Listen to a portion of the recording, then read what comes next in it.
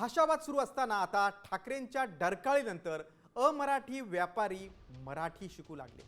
बोरिवलीत मनसेनं अमराठी व्यापाऱ्यांसाठी मराठीची पाठशाळा हा उपक्रम राबवलाय। या उपक्रमात अनेक व्यापाऱ्यांनी उत्स्फूर्तपणे सहभाग घेतला आणि मनसे कार्यकर्त्यांसोबत बसून मराठीची बाराखडी शिकण्याचा प्रयत्न केला।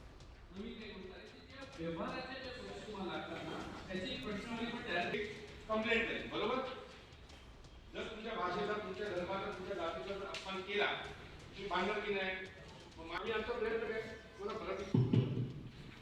आणि बोरलीमध्ये मी चांगल्या पद्धतीने सांगेन की गोळ्याचे व्यापारी आहेत, इंद्रप्रस्थचे व्यापारी आहेत, काठवडचे व्यापारी, त्यांना मराठी येतं।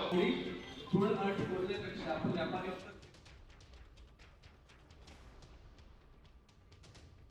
त्या एका व्यापाऱ्याने उलट उत्तर दिलं, त्याला त्याचा प्रतिसाद मिळाला, त्याला प्रसाद मिळाला।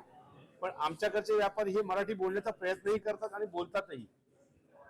जे आज देशातील मीडिया गैरसमज पसरवण्याचा प्रयत्न करते, हा प्रयत्न चुकीचा आहे। आज त्यांनी प्रतिसाद दिला, त्यांनी त्यांच्याशी बोलल्यावर ते बोलले आपण येऊया, आपण बसूया। जी काही चुकीच्या गोष्टी असतात त्यांना बोलायला कुठे अडचण असते ते आम्ही सोडवण्याचा प्रयत्न केलाय आणि यापुढे घेत राहू। तसं आम्हाला आव्हान होईल, आम्ही त्याला प्रतिसाद देऊ आणि त्यांना चांगल्या पद्धतीने मराठी शिकवण्याचा प्रयत्न करू। आता isakal.com आहे देशातील नंबर 1 ची मराठी न्यूज वेबसाईट। प्रत्येक अपडेटसाठी isakal.com ला नक्की भेट द्या।